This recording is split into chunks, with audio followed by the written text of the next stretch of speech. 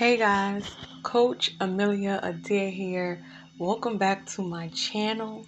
I hope you guys are feeling good and doing good. And today is Spoken Word Saturday, and I wrote a great poem for you guys.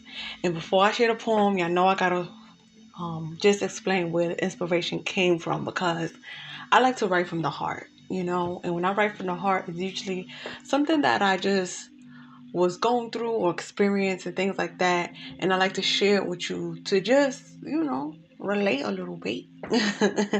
But yeah, so I went to get my shoes. Basically, I went to get the heel on my shoes. Put a lift on your shoes. If you a woman and like the lift on your shoes get a little worn, you go right there to the lady, say, hey, hook me up, get me together. And so when I went to pick up the shoes, I already paid for the shoes in advance, and she never called me. She said, I'm going to call you when it's time to pick it up. And it's been like 2 weeks. I was like, let me just go pick it up. I had drove by. I was like, oh yeah, let me go get my shoes. So I go get my shoes. It was like 3 pair of shoes. And one of the shoes, it was leaning still. You know what I mean? Like, I didn't know if she fixed the lean or not, but as soon as I seen the shoe, it was sideways. So I was just like, hey, do you guys, straighten it, or do you just keep it leaning? Because obviously, if I'm bringing my shoes to get fixed, I will want them to be straight. But maybe that's just me. I don't know. So I asked her, I was like, hey, I asked about the lean, and automatically, like, she started yelling at me. And I'm like, okay, ma'am, take a minute, breathe. I had to ask her to breathe in the nicest tone possible. And she just wouldn't stop yelling. And I'm just like, I said, it's okay. It's like, I love the other shoes. I'm just asking a question. And so I don't know if my question, like, really just bothered her. Well, obviously it bothered her because she started yelling at me. But I was like, I took a breath. I did a prayer. I ain't gonna lie, y'all. I stood there. I had to do a prayer because she wouldn't stop yelling about the shoes and telling me it's my shoe and telling me it's my shoe. And I'm like, okay, I know it's my shoe. Like, you are not answering my question, so then she wanted to try to go back and forth with me. And then I was just like, okay, I put on the shoes, and I was just like, it's not even that bad. She had a little mirror there. I was modeling in the mirror. And then she got mad that I was modeling in the mirror. She's like, oh, you always having a fashion show. I'm like, miss, like, am I really bothering you that much? Like, I didn't expect her to be so bothered. Like, I was so happy to go pick up my shoes that I wasn't even expecting that reaction at all. Like, it was so out of the blue. And then she was like, yeah, here, let me get you a bag.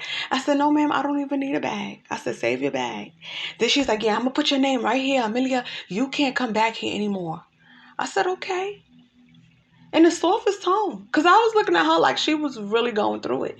But as I left, I took a deep breath, and I was just like so confused, guys. I was really, really confused, because I was just like, I looked in the mirror. I'm like, did I look at something wrong? And she was like, you nitpick. That was just playing in my head, like, you nitpick. I was like, no, I just asked you a question. And if I nitpicked or not, I'm still a customer. You get what I'm saying? I just felt like her reaction was very unprofessional, very uncalled for. And I didn't let it ruin my day. So, I took a moment to just really think about this, because it happens. It doesn't happen a lot, but from time to time, it happens when someone will just be so angry at something that I didn't intend to be, to start a confrontation. Like, if I'm asking you about a shoe that you say you're going to fix for me, it shouldn't anger you. So that was the motivation behind the poem that I'm going to share today. And it's called You Intimidate, Queen. That is what that situation inspired me to write this poem, because, sometimes when you loving yourself so much, and you just having so much respect, and you just growing as an individual, as a woman, as a queen, it intimidates a lot of people. And I say a lot of people because, it also made me think about this other person that was basically trying to get into my life and took the extra step to send me flowers. You know what I'm saying? Send me flowers and then tries to like ghost me.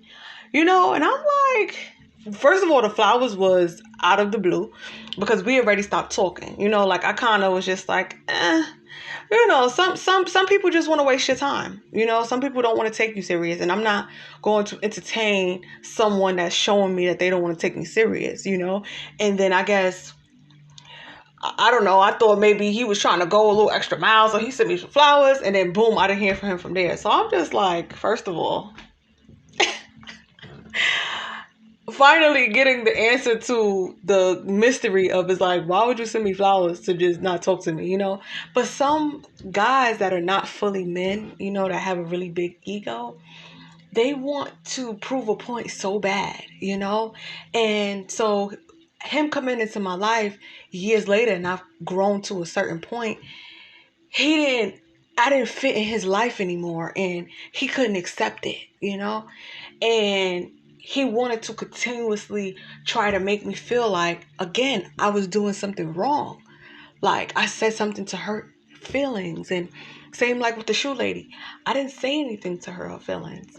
And ladies, what you have to understand is stand firm in your beliefs and stand firm with what you like. And everyone is just not going to like it.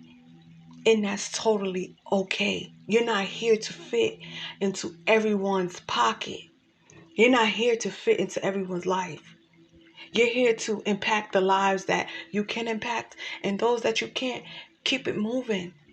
It's nothing to dwell on. And a lot of times we put so much stuff on us thinking like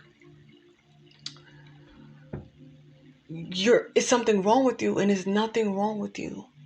There's nothing wrong with you. You just intimidate.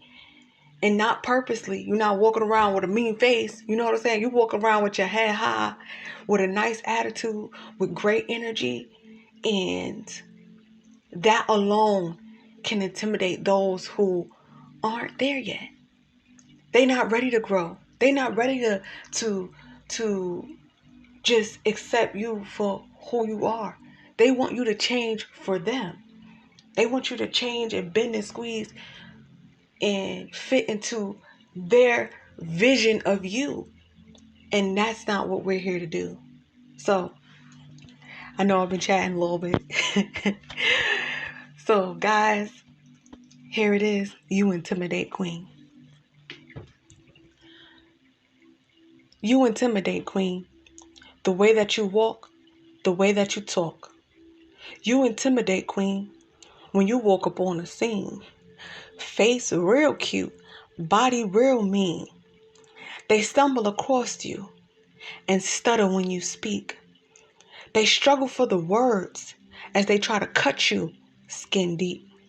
They searching for a flaw, like they searching for lost keys. Not understanding, I am flawed, and that's what makes me, me. A queen of flavor, seasoned like Larry's. You intimidate, queen, not purposely. You loving yourself, and it shows abundantly. Your lingo, your attitude, your style, your smile, your skin, your energy, your glow all around. It's like a 360 deal between you and God.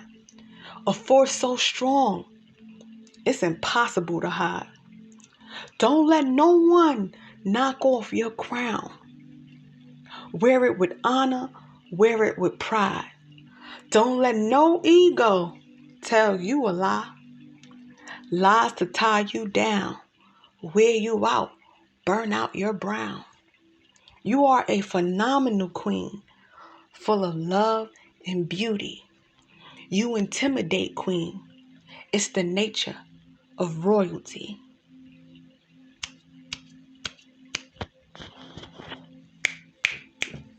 You know, you gotta snap on that one. Yes, guys, thank you so much for tuning in today. And I want you to listen to this video 2 times because it's deep. and it'll take you a lot further than you think. All right, guys. Amelia Adair here, and thank you guys for tuning in. I'll see you guys soon. Bye.